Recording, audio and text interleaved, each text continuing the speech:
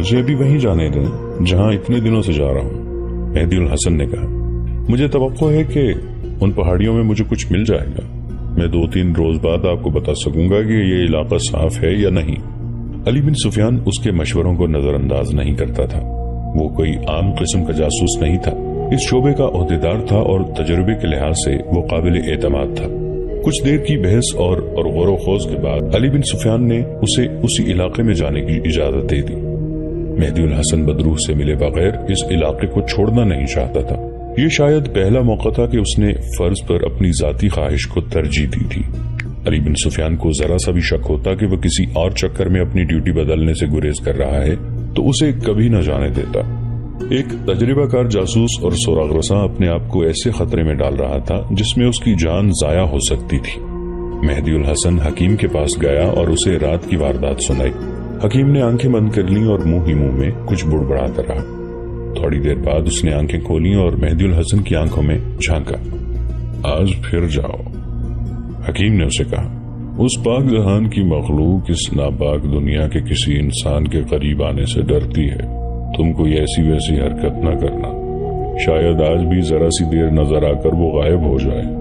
تم بے صبر نہ ہو جانا، وہ تمہیں ملنے کو بےتاب ہے، ضرور ملے گی۔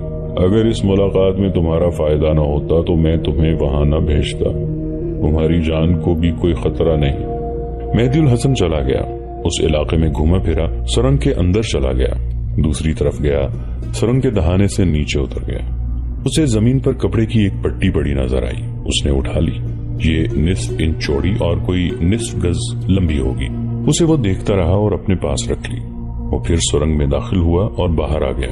اس نے اس بلندی کی طرف دیکھا جہاں رات اسے آگ کا دھوکا ہوا تھا، ادھر ڈھلان تھی۔ وہ سرنگ سے نکل کر ڈھلان پر چڑھنے لگا۔ اسے ایک مردانہ آواز سنائی تھی، اوپر نہ جانا، جس کے لیے تم آئے ہو وہ تمہیں رات کو ملے گی۔ یہ آواز گونج بن کر بار بار سنائی دینے لگی، ہماری دنیا میں آ کر کھوج نہ لگاؤ۔ وہی آواز پھر سنائی دی۔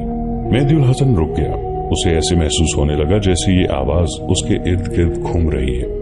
وہ اوپر نہ گیا، حیرت زدہ ہو کر ادھر ادھر دیکھتا رہا۔ اس نے سوچا کہ وہ کوئی ایسی حرکت نہ کر بیٹھے جس سے یہاں کی کوئی بدروح اسے نقصان پہنچا دے۔ وہ اس جگہ سے باہر چلا گیا اور ایک جگہ بیٹھ کر سوچنے لگا کہ اس جگہ کی حقیقت کیا ہے۔ دن اسی سوچ میں گزر گیا اور وہ رات کو یہیں واپس آنے کے لیے چلا گیا۔ سورج غروب ہونے کے بعد جب وہ اس پہاڑی خطے میں جانے لگا تو وہی بیس بدلا جس میں وہ وہاں جایا کرتا تھا۔ دن کے وقت جب وہ ڈیوٹی پر جاتا تھا تو اپنا لمبا خنجر ساتھ لے جاتا تھا۔ حکیم نے اسے بڑی سختی سے کہا تھا کہ وہ رات کو جب بدروح سے ملنے جائے تو اپنے ساتھ کوئی ہتھیار نہ لے جائے۔ گزشتہ رات وہ خنجر اپنے ساتھ نہیں لے گیا تھا، اب شام کو وہ بدروح کی ملاقات کے لیے جا رہا تھا۔ اس نے گدڑیوں کا بیس بدل لیا، خنجر دیوار کے ساتھ لٹک رہا تھا۔ اس نے خنجر کو دیکھا اور گہری سوچ میں کھو گیا۔ ہدایت کے مطابق اسے خنجر ساتھ نہیں لے جانا تھا، لیکن اس نے گہری سوچ سے بیدار ہو کر خنجر دیوار سے اتار لیا، اپنے کپڑوں کے اندر کمر کے ساتھ باندھ لیا اور باہر نکل گیا۔ اس جگہ پہنچ کر اس نے اونٹ کو بٹھا دیا اور اس جگہ چلا گیا جہاں سرنگ کا دہانہ نظر آتا تھا۔ اسے اپنے عقب میں کسی کے قدموں کی آواز سنائی دی جو فوراً خاموش ہو گئی۔ اس کے فوراً بعد اوپر سے پتھر لڑکنے کی آواز آئی جو ایسی بلند تو نہیں تھی لیکن ایسے سکوت اور ایسی وادی میں جو عمودی پہاڑیوں میں گھری ہوئی تھی یہ آواز لڑکتے پتھر ساکن ہو جانے کے بعد بھی سنائی دیتی رہی، پھر ایسی گونج بن کر فضا میں تیرنے لگی جیسے کوئی سسکیاں اور ہچکیاں لے رہا ہو۔ ذرا اور وقت گزرا تو مہدی الحسن کو رونے کی آوازیں سنائی دی۔ میرے سامنے آؤ، مہدی الحسن نے بلند آواز سے کہا۔ میری دنیا ناپاک ہے، میں ناپاک نہیں ہوں، تم مجھے پھر چھوڑ کر چلے جاؤ گے۔ یہ نسوانی آواز کہیں قریب سے آئی۔ مہدی الحسن کی آواز اور یہ نسوانی آواز یوں بار بار سنائی دینے لگی جیسے ایک دوسرے کے تعاقب میں دوڑ رہی ہوں۔ روشنی چمکی اور بجھ گئی جس سے مہدی الحسن کو سرنگ کا دہانہ نظر آیا۔ وہ دبے پاؤں تیز قدم آگے چلا گیا اور سرنگ کے دہانے سے ذرا نیچے ایک بڑے پتھر کے پیچھے چھپ گیا۔ اس نے ادھر اوپر دیکھا جہاں گزشتہ رات اسے آگ کا دھوکا ہوا تھا۔ وہ دھوکا آج بھی موجود تھا۔ سرنگ کا دہانہ ذرا بلند تھا۔ وہ پیٹ کے بل سرکتا اوپر چلا گیا اور وہ چند لمحوں بعد دہانے کے اندر تھا۔ وہاں سے اس نے چھپ کر ادھر اوپر دیکھا جدھر اسے آگ کا دھوکا نظر آیا تھا۔ اب چونکہ وہ خود بھی بلندی پر تھا اس لیے اسے وہاں آگ کی ایسی روشنی دکھائی دی جس کا شعلہ کہیں چھپا ہوا تھا۔ اسے سرنگ کے اندر سے کسی عورت کی آواز سنائی دی۔ 2000 سال سے تمہاری راہ دیکھ رہی ہوں، آگے آؤ۔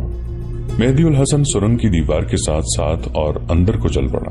اسے خیال آیا کہ حکیم نے اسے کہا تھا کہ اپنے ساتھ کوئی ہتھیار نہ لے جانا، ورنہ اس لڑکی کی روح سامنے نہیں آئے گی۔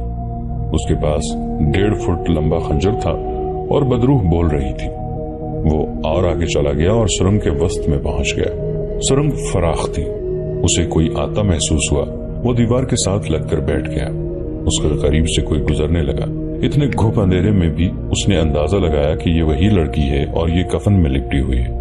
لڑکی رک گئی اور اس نے رونے کی آواز نکالی۔ مہدی الحسن نے یہ آواز پہلے کئی بار سنی تھی۔ اس کا دل بہت زور زور سے دھڑکنے لگا۔ کفن میں لپٹی ہوئی لاش آگے کو سرکی۔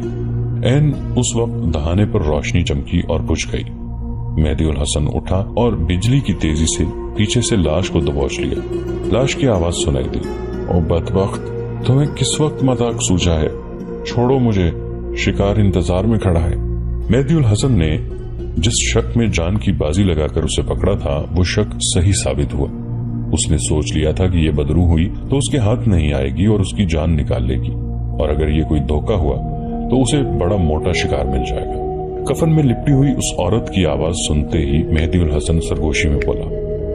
اونچی آواز نکالی تو خنجر ایک پہلو میں گھوم کر دوسرے پہلو سے نکال دوں گا۔ میں تمہارا دل اور کلیجہ منہ کے راستے نکال کر کھا جاؤں گی۔ عورت نے کہا، میں روح ہوں۔ مہدی الحسن نے اسے ایک بازو سے دبوچے رکھا اور دوسرے ہاتھ سے خنجر نکال کر اس کی نوک عورت کے پہلو میں رکھ دی۔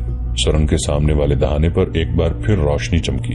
مہدی الحسن کا ادھر جانا پرخطر تھا۔ میں اسی لیے تمہیں اپنے قریب نہیں آنے دیتی تھی کہ تم فریبی اور فانی دنیا کے انسان ہو، عورت نے روندی ہوئی اور اثر انگیز آواز میں کہا۔ 2000 سال سے تمہاری راہ دیکھ رہی ہوں، تمہارا انتظار ختم ہو گیا ہے۔ مہدی الحسن نے کہا، اب تم روحوں کی پاک دنیا میں واپس نہیں جاؤ گی، تم اب میری ناپاک دنیا کی عورت ہو۔ میں عورت نہیں، اس نے کہا، میں جوان لڑکی ہوں، میں حسین لڑکی ہوں، میں اونچا نہیں بولوں گی، میری بات غور سے سن لو۔ میں جانتی ہوں کہ تم کون اور یہاں کیوں آئے ہو۔ تم مجھے اتنے اچھے لگتے ہو کہ میں نے تمہیں حاصل کرنے کا فیصلہ کر لیا اور یہ طریقہ اختیار کیا ہے، تو چلو میرے ساتھ۔ مہدی الحسن نے کہا۔ نہیں، لڑکی نے کہا، تم میرے ساتھ چلو، میں تمہارے ساتھ گئی تو ہم دونوں بھوکے مریں گے، تم میرے ساتھ آئے تو فرعونوں کا خزانہ ہمارا ہوگا، پھر تمہیں ویرانوں میں بھٹکتے پھرنے اور تھوڑی سی تنخواہ کے عوض جاسوسی کرتے پھرنے کی ضرورت نہیں پڑے گی۔ تم یہاں کیا کر رہی ہو؟ خزانہ نکال رہے ہیں، لڑکی نے کہا۔ میں بہت سے آدمیوں کے ساتھ ہوں۔ وہ سب کہاں ہیں؟ میرے ساتھ چلو، سب تمہارا استقبال کریں گے، لڑکی نے کہا۔ مجھے روشنی میں دیکھو گے تو خزانوں کو اور اپنی دنیا کو بھول جاؤ گے۔ مہدی الحسن جو خوشبو اس لڑکی کے جسم سے سونگ رہا تھا وہ اس پر خمار طاری کر رہی تھی۔ اس نے اس لڑکی کو جب اپنے بازوں میں دبوچا تھا تو اس نے محسوس کر لیا کہ یہ جسم ایمان خریدنے کا اثر رکھتا ہے۔ لڑکی کی آواز میں ترنم تھا، اس پر نشہ طاری ہو چکا تھا۔ اس لمحے سرنگ کے دہانے پر روشنی پھر چمکی۔ مہدی الحسن بیدار ہو گیا۔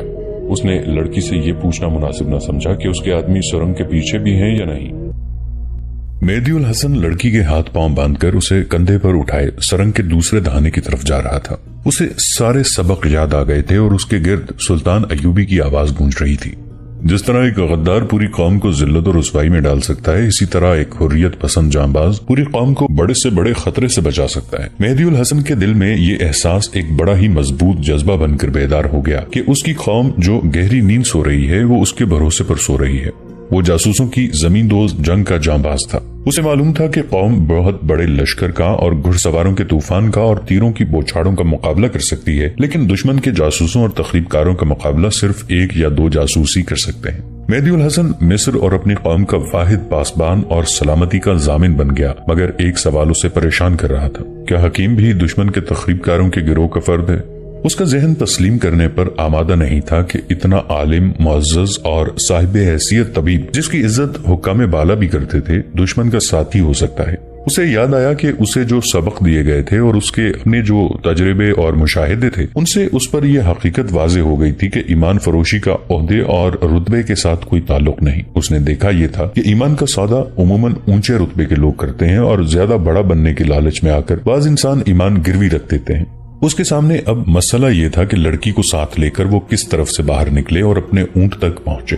لڑکی سے وہ اس لیے رہنمائی نہیں لینا چاہتا تھا کہ وہ اسے غلط راستے پر ڈال کر کسی اور جال میں پھنسا سکتی تھی۔ وہ جس راستے سے آیا تھا اس راستے کو وہ اب مسدود سمجھتا تھا۔ روشنی پھینکنے والوں نے دہانے پر 2-3 بار روشنی پھینکی تھی، مگر لڑکی کو مہدی الحسن نے سرنگ میں دبوچ رکھا تھا۔ لڑکی کی وہ آواز بھی بند ہو گئی تھی جو مہدی الحسن کو بدروح کا تاثر دیتی تھی۔ ان حالات میں اسے یہ خطرہ نظر آ رہا تھا کہ ادھر اس گروہ کے آدمی نیچے اتر آئے ہوں گے۔ سرنگ کی دوسری طرف اسے معلوم نہیں تھا کہ کسی طرف سے باہر جانے کا راستہ ہے یا نہیں۔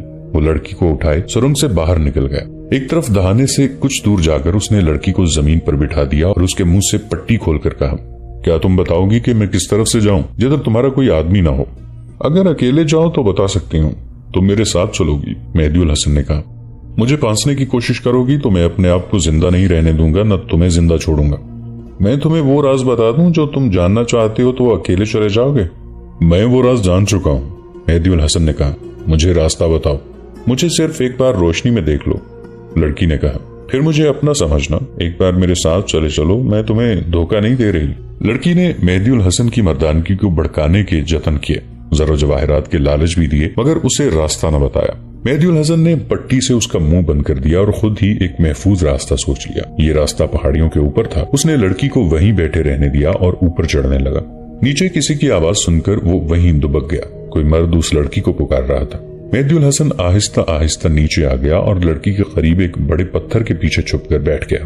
اس آدمی نے لڑکی کو شاید دیکھ لیا تھا۔ تم بولتی کیوں نہیں؟ اس آدمی نے پوچھا اور اوپر آنے لگا۔ لڑکی کا منہ بند تھا۔ وہ آدمی اس کے قریب آ بیٹھا اور بولا، کیا ہوا ہے تمہیں؟ ادھر نہیں گئی؟ مہدی الحسن اس کے عقب میں تھا۔ فاصلہ 2-4 قدم تھا۔ اس نے اٹھ کر اس آدمی کی پیٹھ میں خنجر کا بھرپور وار کیا۔ فوراً بعد دوسرا وار کیا۔ جوان آدمی کے دونوں وار دور تک اتر گئے۔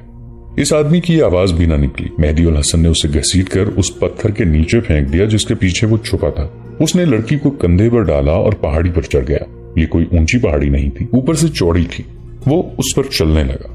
اس کے لیے آسان طریقہ یہ تھا کہ رات بھر کہیں چھپا رہتا اور دن کی روشنی میں نکل جاتا، لیکن اس کی کوشش یہ تھی کہ بہت جلد قاہرہ پہنچ جائے تاکہ حکیم کی گرفتاری اور اس علاقے کو محاصرے میں لینے کا انتظام صبح سے پہلے ہو جائے۔